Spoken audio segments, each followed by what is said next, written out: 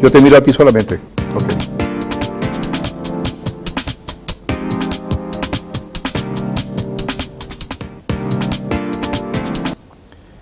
Hola, bienvenidos a este espacio de un libro en la Feria del Libro de Bucaramanga. Estamos hoy con un autor que, aunque muchos de ellos no están de acuerdo con lo que yo digo, hace parte de esa deliciosa narrativa que tiene el Caribe colombiano.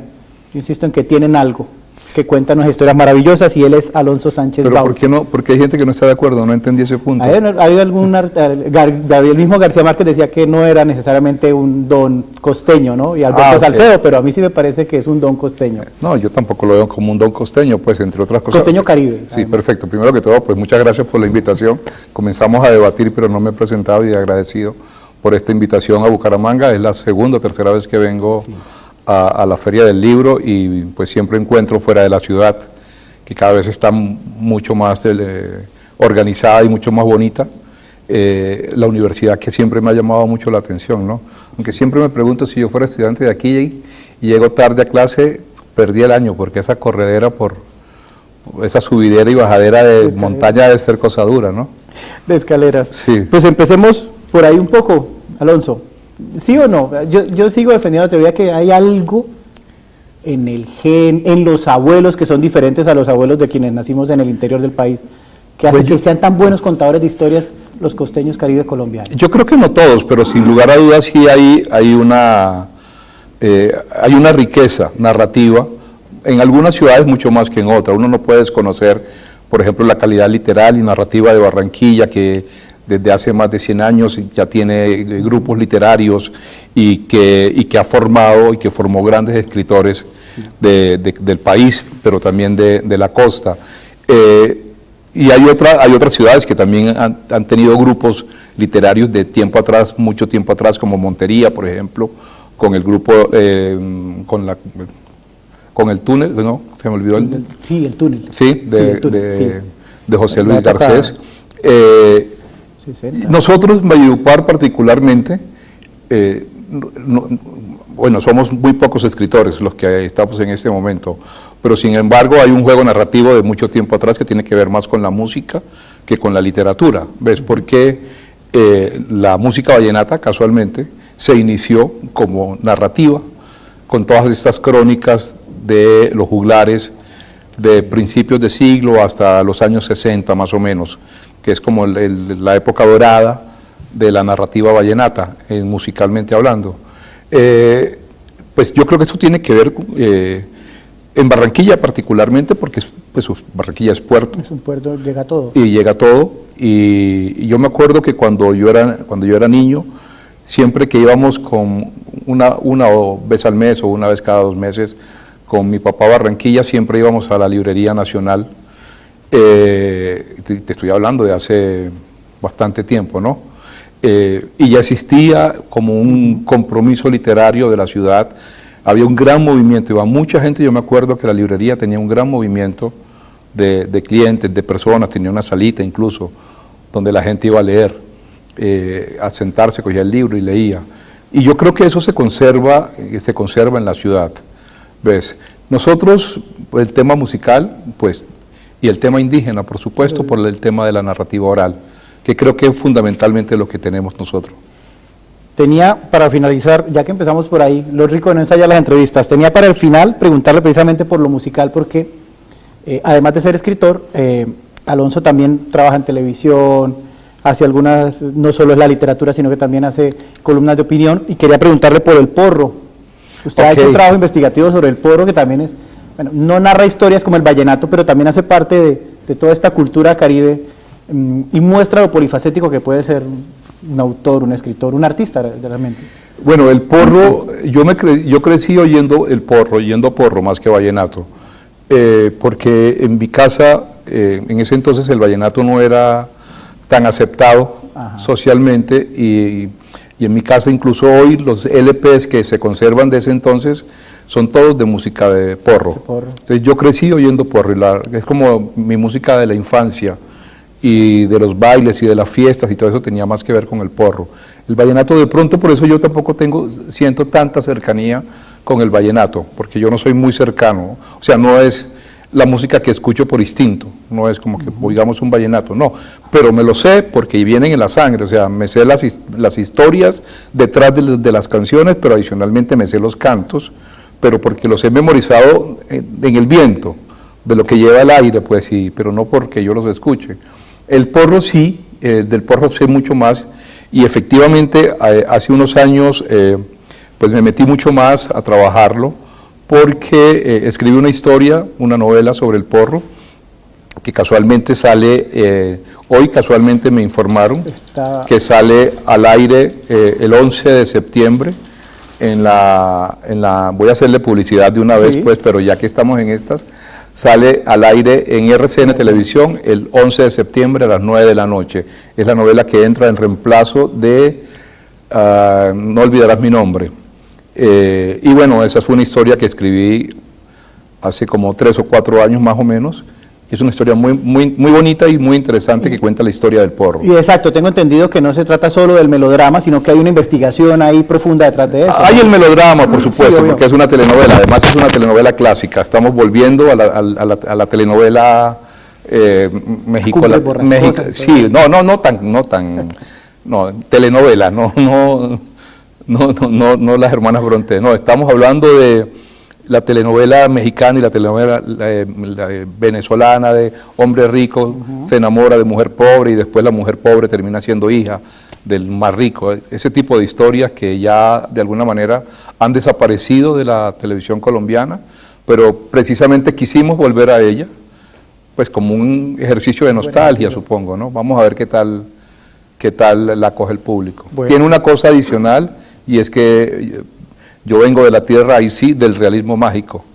Entonces, hay mucho realismo mágico, hay una impronta muy bonita. Ya de ser musical todo el tiempo. Totalmente musical. Bueno, entonces hay que verla, también estamos ahí. Ahora sí vamos al principio de la entrevista, Alonso. Hay un principio. Hay un principio. En el principio fue el verbo. ¿De dónde flores si no hay jardín? Bueno, estamos en una feria del libro y sospecho que también es válido hacerle publicidad a esto, ¿no? Estamos promocionando el libro más reciente de Alonso Sánchez Baute, ¿De dónde flores no hay jardín? Una novela ubicada en Bogotá. No es novela. Un libro ubicado en Bogotá, historias paralelas. Bueno, aquí es el momento de hacerle promoción, Alonso. Ajá. Bueno, pero dijiste algo interesante que genera debate, ¿no? Por eso inmediatamente salté a corregir, pero hay mucha gente que dice que es una novela, porque está cruzada por una historia principal, principal de principio a fin además. Hay una elipsis y hay una historia de una persona que es un asesinato que sucede y que cada una de las 3 historias que se cuentan tienen algo que ver y tienen algo que aportar a ese asesinato. Cada uno está tratando de contar, cada uno nos cuenta lo que sabe sobre ese personaje y al final descubrimos por qué finalmente es que es asesinado. Pues entonces en ese sentido pues hay gente que, para mí son relatos largos, cada uno independiente del otro, pero igual yo nunca me he preocupado mucho por el tema de los géneros, creo que por razones lógicas, que nunca me he preocupado por los géneros sexuales, entonces como que lo uno como que ha llevado a lo otro más o menos, entonces creo que, el libro trae 3 historias que